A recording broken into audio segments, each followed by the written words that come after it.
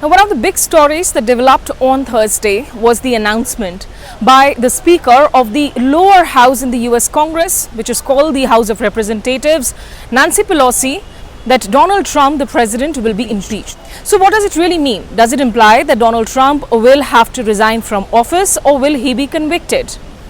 Interestingly, this could be neither. What happens next essentially is that the House of Representatives will have to send across the articles or the allegations that form the premise of why Donald Trump should be impeached to the upper house or the Senate.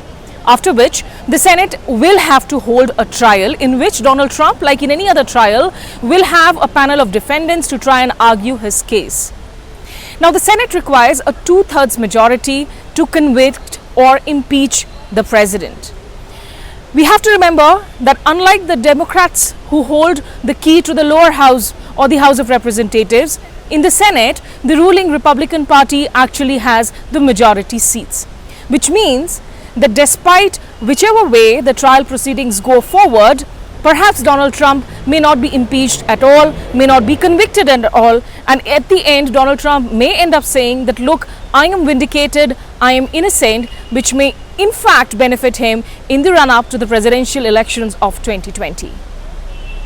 In the US history, we have had two presidents who were impeached and one president resigned before being impeached. How does this really play out as far as the public is concerned, the public debate and conversation is concerned?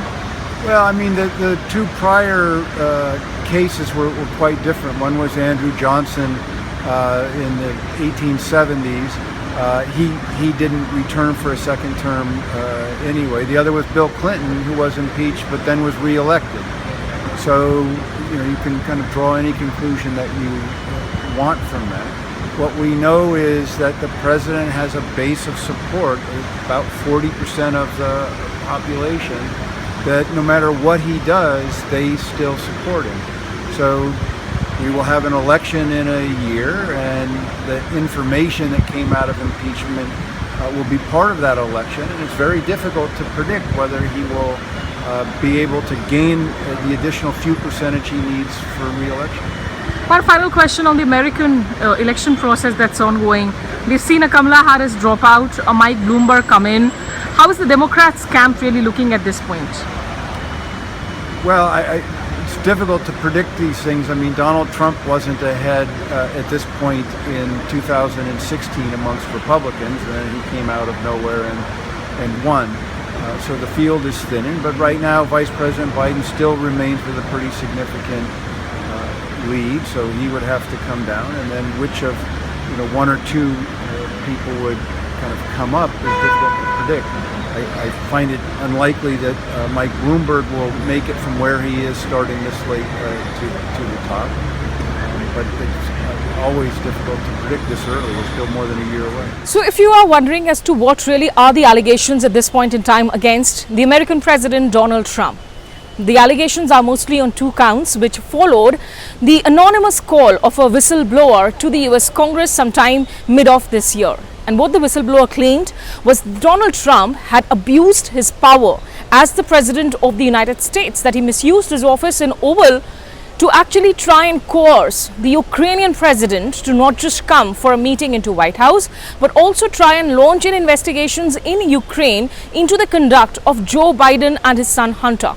Who is Joe Biden? Joe Biden is the former American vice president. He was the vice president when Barack Obama was the president. And Joe Biden currently has a significant lead as far as the presidential candidates contest goes in the opposition Democrats camp is concerned. He's also so far been the main challenger for Donald Trump. So apparently Donald Trump, he basically hung this carrot of $400 million.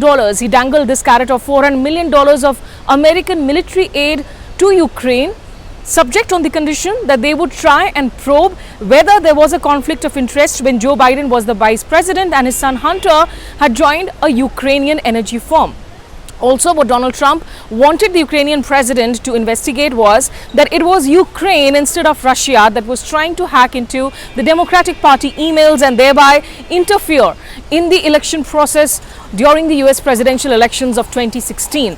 Though this conspiracy theory has been completely debunked by American intelligence agencies who have painted Russia as the big villain in terms of trying to interfere with the democratic processes.